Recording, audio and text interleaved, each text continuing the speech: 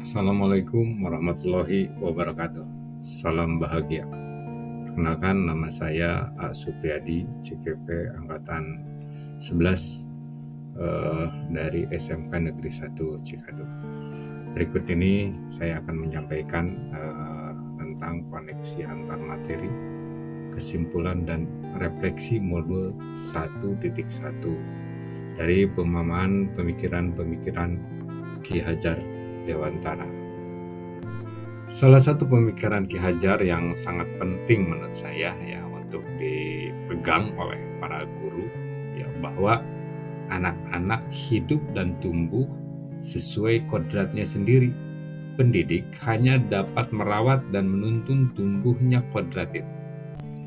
Dari pemikiran tersebut maka saya menyambungkan koneksi antar materi ya di modul 1.1 ini. yakni pendidikan adalah tuntunan dalam hidup tumbuhnya anak-anak sesuai dengan kodratnya agar mereka dapat memperbaiki laku hidupnya dan tumbuh untuk keselamatan dan kebahagiaan di masa depannya. Namun pendidikan juga harus berhubungan dengan keadaan alam setiap anak sehingga mereka benar-benar siap dan sedia untuk melaksanakan apa yang dimaksudkan. Ada dua kerangka dasar penting dari intisari pemikiran KHD ini ya dalam pendidikan, yaitu yang pertama perubahan dan yang kedua yakni pendidikan yang berorientasi pada murid.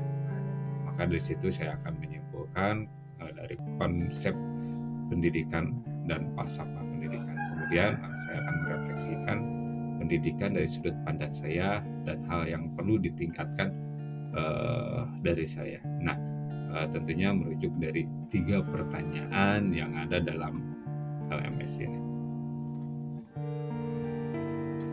Konsep pendidikan yang saya maksud tadi ya bahwa pendidikan dan pengajaran adalah dua hal yang berbeda. Namun dalam satu kesatuan Ki Hajar Dewantara membedakan istilah pengajaran dan pendidikan. Pengajaran adalah bagian dari pendidikan dan pendidikan adalah tuntunan, norma dan pedoman tumbuh kembang anak sesuai kodratnya atau budi pekerti dan budaya. Jadi pengajaran adalah menuntun anak untuk tumbuh dan berkembang sesuai kodratnya guna tercapainya kebahagiaan yang hakiki baik bagi dirinya maupun untuk sekitarnya. Tujuannya adalah menuntun segala kekuatan kodrat yang ada pada anak agar mereka sebagai manusia dan anggota masyarakat dapat mencapai keselamatan dan kebahagiaan setinggi-tinggi. Itu disebutkan dalam buku Dewantara 1961 di halaman 20. Kemudian falsafahnya adalah menuntun. Ya, menuntun ini saya mengambil dari semboyan, 3 semboyan KHD yang fenomenal ini. Ya. Yang pertama, ingarso sungturono. Ini artinya untuk menjadi seorang pemimpin harus mampu memberikan suri taulan. Yang kedua, imadia mangun karsa, yang artinya seseorang di tengah kesibukannya harus mampu membangkitkan semangat. Dan yang ketiga, tuturi handayani, artinya seorang harus memberikan dorongan moral dan semangat kerja dari belakang. Nah itu ya menuntun falsafah yang saya pegangnya yakni dari 3 semboyan tersebut. Jadi sebelum saya mempelajari modul 1.1 mengenai refleksi pemikiran pendidikan Ki Hajar Dewantara, saya mempunyai beberapa keyakinan bahwa satu, kegiatan pembelajaran akan berhasil apabila guru lebih mendominasi dalam proses pembelajaran, sebab guru berfungsi sebagai subjek penyampaian ilmu pengetahuan. Yang kedua, saya meyakini kelas yang hening merupakan gambaran kegiatan belajar yang efektif. Yang ketiga, saya sering memaksakan agar anak menyelesaikan tugas atau kegiatan sampai selesai dan memberikan hukuman kepada siswa yang tidak menyelesaikan tugas. Dan yang terakhir, kegiatan pembelajaran selalu di dalam kelas. Saya menyampaikan materi, kemudian siswa mengerjakan tugas. Setelah saya mempelajari modul 1.1, banyak pemahaman yang saya dapatkan. Saya merasa tercengang dengan filosofi pendidikan Ki Hajar Dewantara. bagaimana selama ini saya telah membunuh karakter mereka sebagai anak, memaksa kehendak saya sebagai orang yang lebih tahu segalanya dibandingkan mereka. Pemikiran Ki Hajar Dewantara terhadap pendidikan sangat bagus dan membuat saya mengerti bagaimana sebaiknya melakukan kegiatan pembelajaran dan memperlakukan anak-anak. Saya akan lebih memberi dorongan dan tuntutan terhadap segala kekuatan kodrat yang dimiliki anak agar ia mampu mencapai keselamatan dan kebahagiaan yang setinggi-tingginya. Guru sebagai among yang menuntun segala kodrat anak, yaitu kodrat alam dan kodrat zaman. Kodrat alam yang dimiliki anak yaitu kemampuan atau potensi yang dimiliki anak sejak lahir. Hanya saja masih seperti garis samar.